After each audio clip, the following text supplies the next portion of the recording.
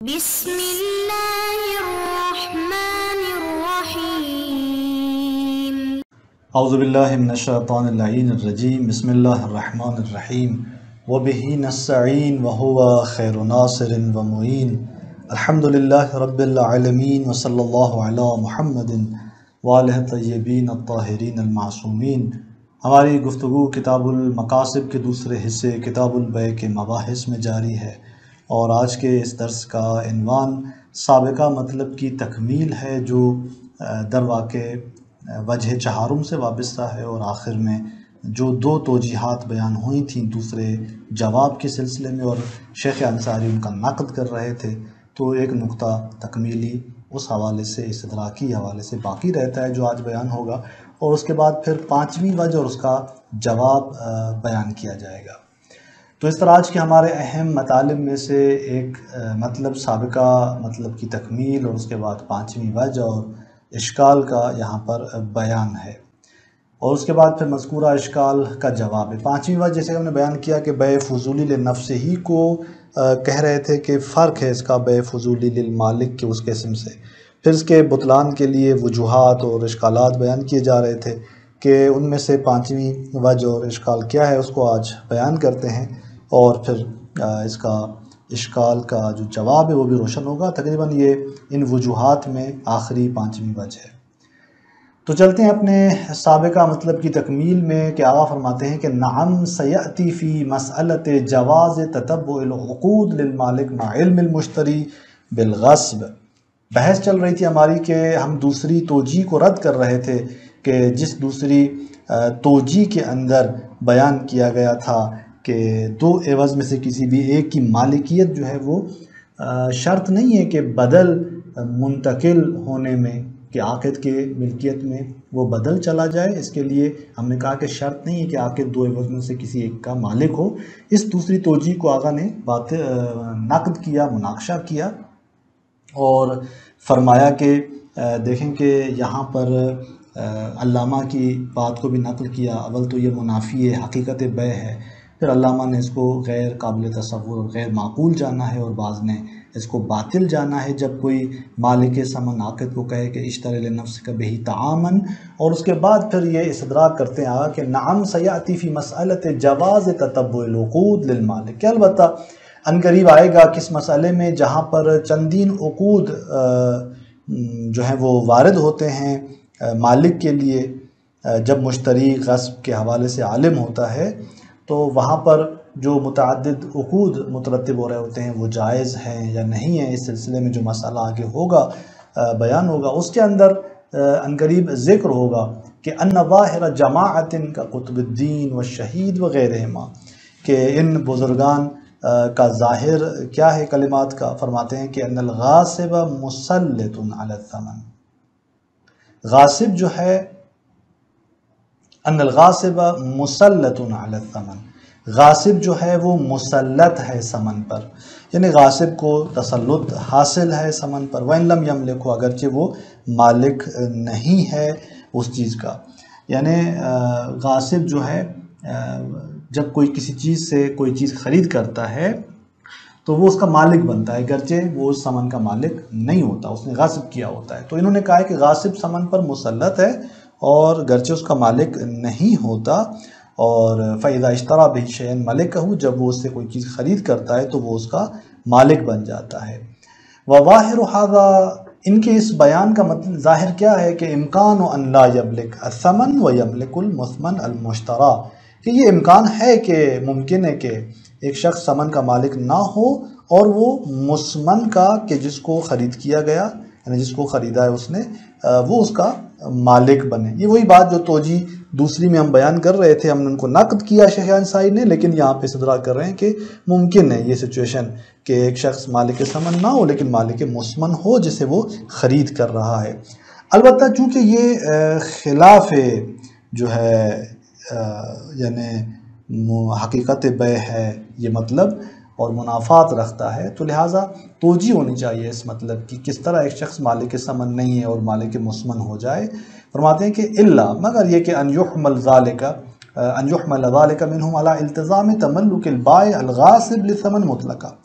یعنی مگر یہ کہ حمل کیا جائے اس مطلب کو ان بزرگان سے اس بات پر کہ یہ ملتزم ہے اس بات کے کہ بائع جو کہ غاصب ہے، غاصب ثمن ہے، وہ مطلقہ تملک رکھتا ہے، مالک بنتا ہے. یعنی اس بات کو، ان کی اس بات کو اس پہ حمل کیا جائے کہ وہ اس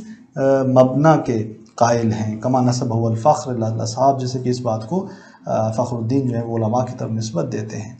یا اس کو حامل کیا جائے اس بات پر کہ وہ ملتزم ہے کہ بائع تملک مالک بنتا ہے آنن ما قبل ان یشتری بہ شیئا، یعنی ایک لحظہ پہلے اس سے کہ وہ اس سے کوئی چیز خرید کرے، اس سے ایک لحظہ پہلے وہ مالک بنتا ہے. یا آپ ان کے اس بات کو اس پہ حامل کریں، وہ اس وجہ سے کہہ رہے ہیں کہ وہ غاصب جب ثمن سے کوئی چیز خریدے گا تو مثمن کا مالک ہوگا، کیونکہ وہ اس شرح سے پہلے آنن ما ایک لحظہ پہلے مالک بنتا ہے، تصحیحا للشرع، اس کی اس شرح کو صحیح کرنے کے لیے. لیکن آقا فرماتے ہیں شیخ انصاری وکیف کان، بہرحال کچھ بھی ہو، آپ اس کو اس بات کے قائل ہوں چاہے قائل نہ ہوں کہ غاصب جو ہے وہ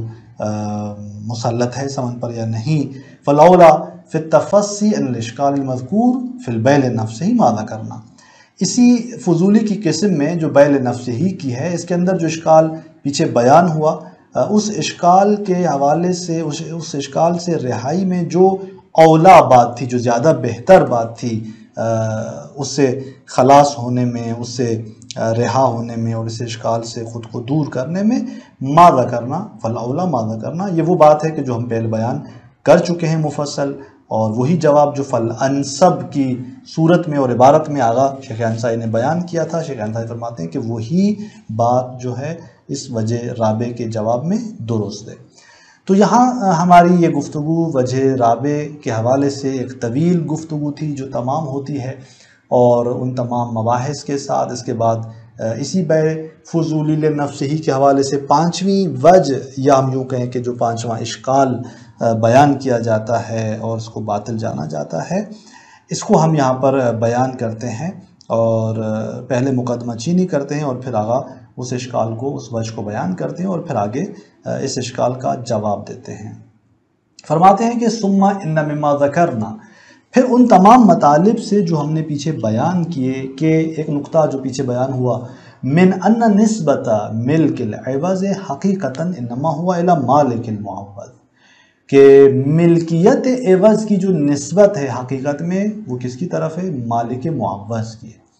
یعنی جس کا جو معوض کا مالک ہے وہی درواقع عوض کا مالک ہے. بس یہاں پر ملکیت عوض کے حوالے سے نسبت دی جائے گی اس مالک معوض کی طرف، لیکنہ بحسب بناء الطرفین علی مالکیت الغاصب للعوض، چونکہ ایک طرف سے غاصب ہے اور ایک طرف سے مشتری عالم ہے، آگاہ ہے اس فضولی غاصب کے حوالے سے، تو یہ دو طرف جو ہیں وہ بنا رکھتے ہیں اس بات پر کہ غاصب مالک ہے للعوض، اس عوض کا، اور منصوب الیہ ہے کہ جو اس کی طرف نسبت دی جا رہی ہے. تو یہاں پر یہ بنا کے اعتبار سے نسبت دی جاتی ہے اس عوض کی غاصب کی طرف، کہ غاصب جو ہے وہ مالک عوض ہے، یہ اس بنا کے اعتبار سے. تو پس حقیقتاً ملک عوض کی نسبت مالک معوض کی طرف ہے. اس بیان سے آغا فرماتے ہیں کہ یظہر اندفاع اشکال آخر فی صحت البیع لنفسہ،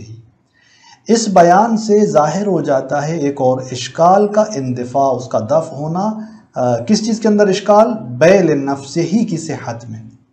مختصن بصورت علم المشتری، کہ یہ اشکال البتہ مخصوص ہے علم مشتری کی صورت میں، کہ جہاں پر مشتری آگاہ ہے، عالم ہے. اور وہ اشکال کیا ہے؟ مقدمہ چینی فرماتے ہوئے پھر اشکال کو آگا بیان کرتے ہیں. وہ اشکال یہ کہ ان المشتری الاصیل، وہ جو مشتری اصیل ہے، اذا کان عالما بکون البائع لنفسہ غاصبا، مشتری اصیل جب عالم ہے کہ بائع لنفسہ، فضولی جو کہ بائع ہے اور اپنے لیے بیع کر رہا ہے، غاصباً غاصب ہے، فضولی ہے، فضولی بھی غاصب ہے. فقد حکم الاصحاب لما حکی عنہم، مشتری اصیل جب عالم ہے اس طرح سے تو پھر علماء حکم کرتے ہیں، جو ان سے جو بات حکایت کی گئی اس کے مطابق، کہ بأن المالک لو رد فلیس للمشتری الرجوع الی البائع بالثمن، کہ حکم کرتے ہیں کہ مالک اگر رد کرتا ہے اس معاملے کو تو پھر مشتری کو حق کے رجوع نہیں ہے بائع پر ثمن کی نسبت، بائے پر وہ رجوع نہیں کرتا. بس معاملہ واقع ہوا ہے جہاں پر مشتری جانتا ہے اور قبض و اقباض بھی صورت پائی ہے, مشتری نے مسلط کیا ہوا ہے, دیا ہوا ہے, وہ مبیع دی ہوئی ہے اس غاصب کو, بائے غاصب کو, فضولی کو. تو اس صورتحال میں اگر رد کرتا ہے مالک تو پھر مشتری کو حق رجوع نہیں ہے اس بائے پر کہ وہ اس سے جا کر, چونکہ خود اس نے اقدام کیا اس صورت میں, لہذا وہ رجوع نہیں کر سکتا. آپ فرماتے ہیں کہ ھذا کاشف عن عدم تحقق المعاوضۃ الحقیقیہ, اور یہ مطلب جو ہے کاشف ہے اس بات سے کہ بس معاوضہ حقیقی صورت نہیں پا رہا. چونکہ معاوضہ حقیقی جہاں صورت پاتا ہے تو وہاں پر مشتری کو حق حاصل ہونا چاہیے معاوضہ حقیقی کی بنیاد پر, کہ جب مالک رد کرتا ہے تو پھر وہ سمن جو کہ جس کا مالک درواقع مشتری ہے وہ اس کو حق حاصل ہونا چاہیے کہ وہ اپنے مال کی طرف جو اس کا سمن ہے بائے فضولی کی طرف رجوع کرے اور وہ اس سے چیز واپس لے. فرماتے ہیں کہ یہ مطلب کاشف ہے کہ پس معاوضہ حقیقی نہیں, یہ صوری ہے. وَإِلَّا لَكَانَ رَدُّهَا مُوجِبًا لِرُجُوعِ كُلِّ عِوَضٍ إِلَىٰ مَالِكِهِ, وَإِلَّا اگر یہ معاملہ حقیقی ہوتا تو پھر اس معاملے کا رد موجب بنتا کہ ہر ایک عوض راجع ہو, پلٹ جائے اس کے اپنے مالک کی طرف, یعنی وہ سمن پھر مشتری کی طرف پلٹ آئے, مشتری کو حق رجوع ہونا چاہیے. وحینئذ, اب اصل اشکال کو آگے بیان کر رہے ہیں اس مقدمے کے بعد, کہ جب آپ نے دیکھا مشتری عالم ہے, مد مقابل غاصب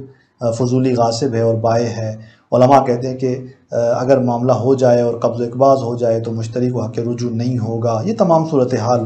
ایسی صورتحال میں آپ فرماتے ہیں کہ فَإِذَا أَجَازَ الْمَالِكُ لَمْ يَمْلِكَ الثَّمَنَ, اب اگر مالک اجازت دیتا ہے تو یہ اجازہ مؤثر نہیں ہے,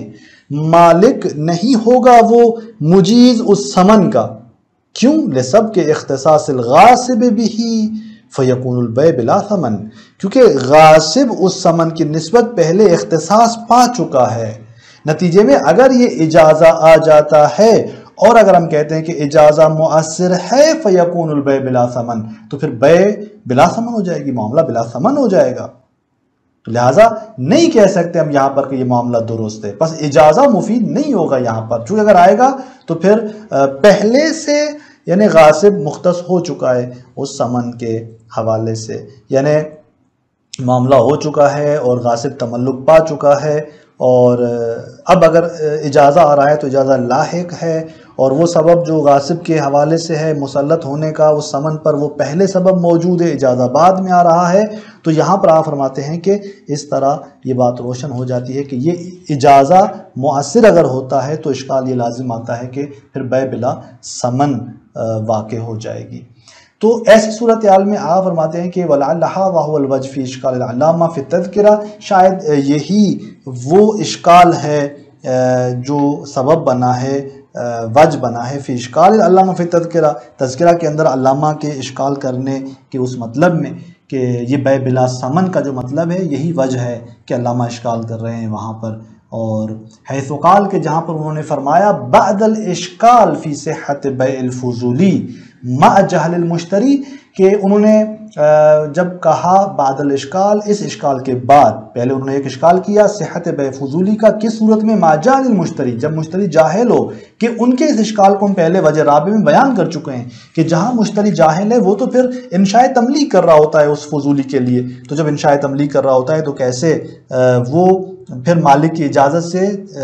معاملہ مالک کے لیے درست ہو سکتا ہے, کیسے درست ہو سکتا ہے؟ یہ البتہ ہم نے اشکال پہلے بیان کیا تھا, اس کے جوابات پہلے واضح ہو چکے ہیں. تو وہاں پر علامہ نے اس اشکال کے بعد کہا کہ ان الحکم فی الغاصب مع علم المشتری اشکل, جہاں جاہل تھا وہاں اشکال لازم آ رہا تھا بیع فضولی کی صحت میں, اس طرح بیع فضولی جو لنفس ہی تھی, اور جہاں پر وہ مشتری جاہل تھا اور اسے مالک بنا رہا تھا, تو پھر حکم اس غاصب میں کہ جہاں مشتری عالم ہے اس کے غاصب کی نسبت اشکل, یعنی اس پہلے کی نسبت زیادہ مشکل ہے, مشکل تر ہے انتہا, کیونکہ اس دوسرے صورت میں ایک وجہ پنجم کے عنوان سے, اشکال پنجم کے عنوان سے جو چیز سامنے آ رہی ہے وہ کیا؟ وہ یہ کہ یہ اجازہ سبب بنے گا کہ یہاں پر معاملہ بلا ثمن قرار پائے, اجازہ مؤثر ہو جائے اور ثمن منتقل نہ ہو مجیز کی طرف, اور بیع بھی درست ہو جائے اور بیع بلا ثمن جو ہے وہ درست ہو جائے. تو یہاں پر یہ وجہ خامس اس طرح سے بیان ہوتی ہے, لیکن آقا نے جیسے کہا کہ پیچھے کہ ہماری سابقہ باتوں سے اس کا جواب روشن ہو جاتا ہے, اور شیخ انصاری دوبارہ مناقشہ کرتے ہیں, اور ہم کچھ مناقشہ یہاں پر بیان کرتے ہیں اور اس کی تکمیل اگلے درس کے اندر ہم کرتے ہیں کہ یہاں پر آپ فرماتے ہیں کہ اقول ھذا الاشکال، میں یہ کہوں گا کہ سب سے پہلے یہ اشکال جو ہے وہ کس بنا پر ہے؟ بناء علی تسلیم ما نقل عن الاصحاب، یہ بنا رکھتا ہے اشکال، مبتنی ہے اس بات پر کہ ہم تسلیم کریں اس بات کو کہ جو نقل ہوئی اصحاب سے، علماء سے، کون سی بات؟ کہ من انہ لیس للمشتری استرداد الثمن، کہ مشتری کو حق حاصل نہیں ہے ثمن واپس لینے کا، ما رد المالک و بقائہ، جب مالک رد کرے معاملے کو اور وہ ثمن باقی ہو، تو انہوں نے کہا کہ مشتری کو استرداد کا حق نہیں ہے۔ اگر ہم اس بات کو قبول کرتے ہیں تو جا کر یہ اشکال پیش آتا ہے، جبکہ ہم اس مبنا کو قبول نہیں کرتے۔ اسی طرح بعد تسلیم، اگر یہ اشکال لازم آتا ہے تو کب؟ فرماتے ہیں کہ بعد تسلیم ان الوجہ فی حکمہم ذالک ہوا مطلق التسلیط علی تقدیر رد والاجازہ، فرماتے ہیں کہ یہ اس بات کو قبول کرنے کے بعد کہ وجہ ان کے اس حکم میں، کہ جب وہ اس طرح کا حکم کرتے ہیں کہ مشتری کو حق استرداد نہیں ہے، اور اس کی جو وجہ ہے وہ کیا ہے؟ وہ مطلق تسلیط ہے، کہ یعنی مشتری نے مطلقہ طور پہ مسلط کیا ہے بائع کو جو فضولی ہے، کس پر؟ اس ثمن پر، دونوں صورتوں میں، چاہے رد ہو، چاہے مالک رد کرے، چاہے رد نہ کرے، مطلقہ اس کو مسلط کیا ہوا ہے کہ مالک چاہے اصلی رد کرے اس معاملے کو، چاہے اجازت دے، میں نے تجھے اس ثمن پر مسلط کر دیا، تمہیں میں نے اس کا مالک بنا دیا۔ تو یہ وہ صورتحال ہے جس میں یہ اشکال پیش آ سکتا ہے۔ لَتَسْلِيط الْمُرَاءَ بِعَدَمِ اِجَازَةِ الْبَيْعِ، نہ وہ تسلیط کے جو مشروط ہو عدم اجازے سے، یعنی اگر مشتری نے مسلط کیا ہو اس کو مشروط کرتے ہوئے کہ اگر اجازہ بیع نہ ہو، تو اس صورت میں یہ اشکال لازم نہیں آتا کہ اگر مالک نے اجازت نہ کی تو تم جو ہے وہ مسلط ہو اس ثمن پر، یعنی تسلیط کو مشروط کرنا عدم اجازہ بیع کے ساتھ۔ اگر اس طرح سے تسلیط نہیں ہے بلکہ تسلیط مطلق صورت میں ہے تو یہ اشکال لازم آتا ہے۔ آقا فرماتے ہیں ہم تو اس کو قبول نہیں کرتے، اس صورت کو بھی قبول نہیں کر سکتے کہ مشتری نے اس کو اس طرح سے مسلط کیا ہے، بلکہ مشتری نے اس کو مسلط کیا ہے کس صورت میں؟ کہ جب مالک جو ہے وہ اجازت نہ دے، اور اس صورت میں اشکال لازم نہیں آتا۔ اشکال لازم کب آتا ہے؟ جب ہم اس بات کو قبول کریں کہ مطلق تسلیط ہے۔ تو یہ دو مبنا ہیں، ان دو مبنا کے مطابق اشکال آ رہا ہے۔ آپ فرماتے ہیں کہ ہم ان دو مبنا کو قبول نہیں کرتے، اس کے علاوہ جواب دیتے ہیں آگا، فرماتے ہیں کہ انما ھذا الاشکال، یعنی ھذا الاشکال بناء علی تسلیم، یہ اشکال ان دو باتوں کو قبول کرنے کی صورت میں، یعنی جب ہم ان کو قبول کریں تو پھر یہ اشکال انما یتوجہ علی القول بالنقل، متوجہ ہے کس پر؟ کس صورت میں؟ قول بالنقل کی صورت میں۔ اگر ہم اجازے کو ناقلہ طور پر لے لیں تو یہ اشکال آ جاتا ہے، چونکہ اس صورت میں اجازہ جو ہے وہ مورد نہیں رکھتا،